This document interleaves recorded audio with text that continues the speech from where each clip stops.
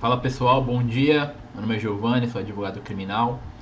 Então, no vídeo de hoje eu vou estar falando aqui sobre a nova lei aí, né?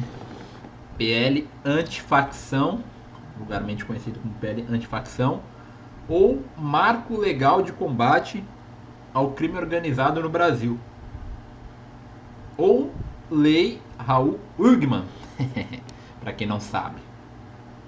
Então, essa é uma lei que ela veio aí para combater, né, as facções criminosas. Você fala PL antifacção.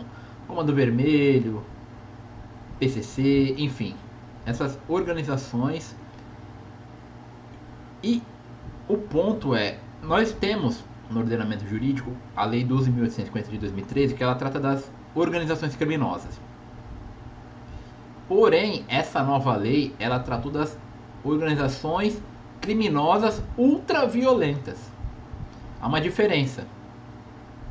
Se, por exemplo, uma quadrilha ela está sendo investigada e processada, ela pode responder por organização criminosa da Lei 12.850, ou se determinadas características daqueles membros forem de natureza faccional, eles responderão nessa nova lei do PL antifacção, com penas altíssimas. A pena mínima, para vocês terem noção, de quem integra, de quem financia, de quem comanda uma organização criminosa dessa natureza, a pena mínima é 20 anos, a máxima é 40. Para vocês terem uma noção, o crime de homicídio, ele tem a pena, homicídio qualificado, ele tem a pena mínima de 12, ou seja, você integrar esse tipo de organização criminosa, você tem a pena mínima de 20. Então você aí, tome muito cuidado, sobretudo você jovem, está fazendo parte desse tipo de organização. Mães, fiquem atentos com seus filhos, porque agora a lei está dura, muito dura mesmo. Então, assim, o que podemos dizer é que essa nova lei, ela trouxe um novo crime ali, que é o domínio social estruturado. Esse domínio social estruturado é um novo tipo de crime, denominado, né, chamado domínio social estruturado. Ou seja, condutas que configuram esse tipo de crime: bloquear rua, instalar barricadas, impor toque de recolher a moradores, intimidar autoridades públicas, atacar serviços públicos, transporte, educação, sabotar infraestrutura essencial, controlar o comércio local pela ameaça ou coação. Ou seja, nós vemos muito nas reportagens, né, quando, por exemplo, a polícia vai fazer essas mega operações nos morros, ocorrerem obstáculos, né? Eles queimam pneus, jogam barricadas, enfim, botam carros na frente. Ou uma forma de revolta é paralisar o transporte público, seja tocando fogo em ônibus, ou a infraestrutura essencial. Por exemplo, nós vemos muitos também em bairros do Nordeste, populações inteiras sendo expulsas de determinada localidade, moradores expulsos de casa, ou a sabotagem de câmeras de monitoramento, eles instalam nas próprias câmeras. Aqueles serviços também de internet, né, em que eles expulsam as empresas porque tem que ser a internet deles. As taxas que são cobradas de motoboys, enfim. Todas essas condutas configuram o domínio social estruturado, toque de recolher, enfim. Antes não havia um tipo penal que criminalizasse esse tipo de conduta. Você responderia por determinado tipo de crime. Ou seja, se um determinado membro, integrante de uma facção criminosa, ele cometesse um crime de homicídio, ele responderia pelo crime de homicídio. Hoje você vai responder por integrar, tem que ser 3 ou mais pessoas, evidentemente, não pode ser isoladamente, mas se tiver 3 ou mais pessoas que cometeram aquele homicídio, por exemplo, você responderá pelo domínio social estruturado, mais o crime de homicídio. E aí, meu amigo, você pode ter uma pena. Você vai sair da cadeia lá quando você tiver com seus fios brancos, porque, além disso, a progressão de regime ficou muito mais drástica. Por exemplo, a título de curiosidade, antes já era grave, com a lei, o pacote anticrime já era grave. Por exemplo, era 40% crime hediondo. Hoje, o crime hediondo para quem é primário é 70%. Então, se você tomou uma pena de 10 anos, só no fechado, você vai ter que ficar 7 anos no mínimo. Claro, evidentemente, remissão, trabalhos, tudo, você diminui esse tempo. Mas ali, em abstrato, é 70%. Chegando, podendo chegar até 85%. Ou seja, é quase cumprir integralmente no regime a sua pena. Então, portanto, uma pena de 30 anos, faz as contas aí, 70%. Você vai ficar aí uns 20 anos no fechado. Então, muito cuidado. Veio para combater mesmo as facções criminosas. Além disso, e aqui é um ponto para você aí que sobretudo é advogado, tá?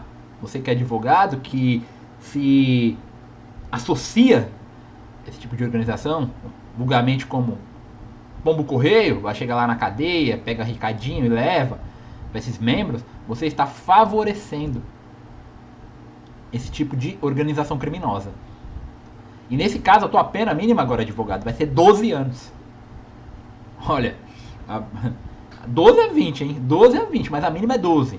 Então, nós temos que ficar muito atentos no nosso mistério, no nosso exercício profissional, para que qualquer brecha não seja dada aos órgãos de persecução penal, ao Ministério Público, às polícias, para que estejam nos colocando nesse meio aí, tá, pessoal? Então fica muito esperto aí com esse crime de favorecimento ao domínio social estruturado, tá? Esse crime. E a pena também é muito drástica, 12 anos, 12 a 20 anos. Então ninguém quer ficar muito tempo na cadeia, né? Aliás, nem pouco tempo, né? Mas uma progressão dessa, é crime hediondo.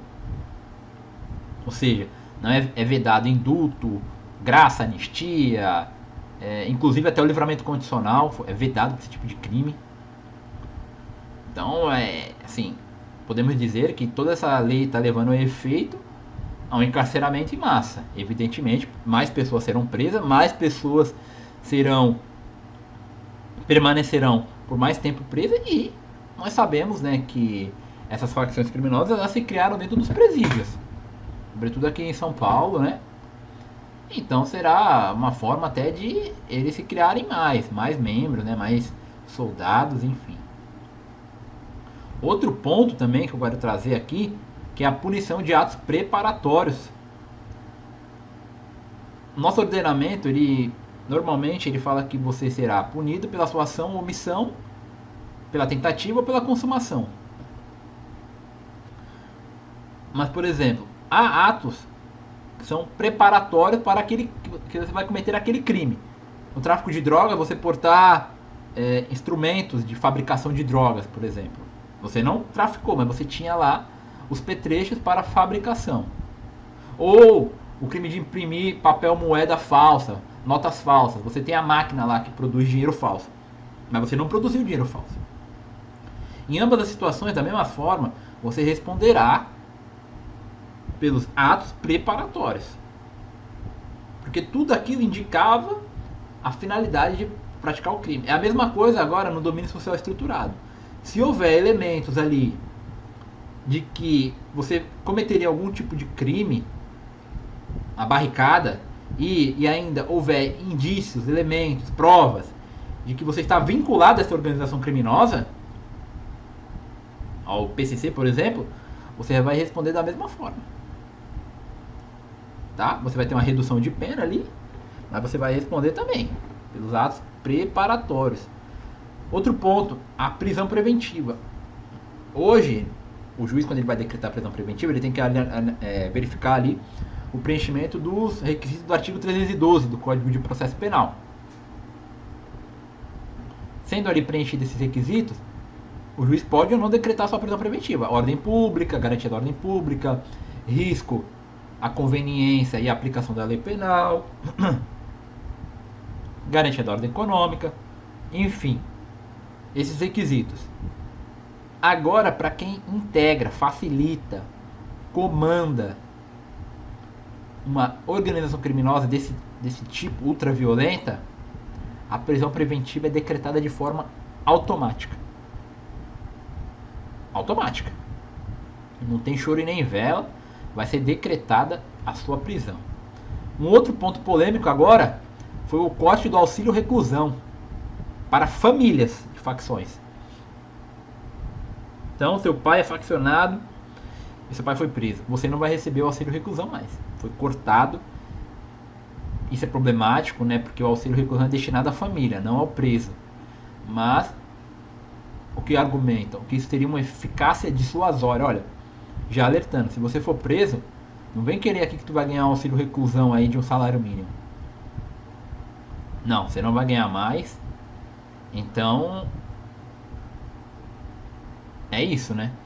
Por exemplo, também eu gostaria de dizer aquele favorecimento, né? Se aquela pessoa que paga um dinheiro para um faccionado, ela está favorecendo uma taxa, às vezes é muito difícil provar que você foi coagido naquela situação. É um risco de prender e condenar pessoas inocentes. Tá, pessoal? Era isso que eu queria estar comentando sobre essa lei, esses pontos.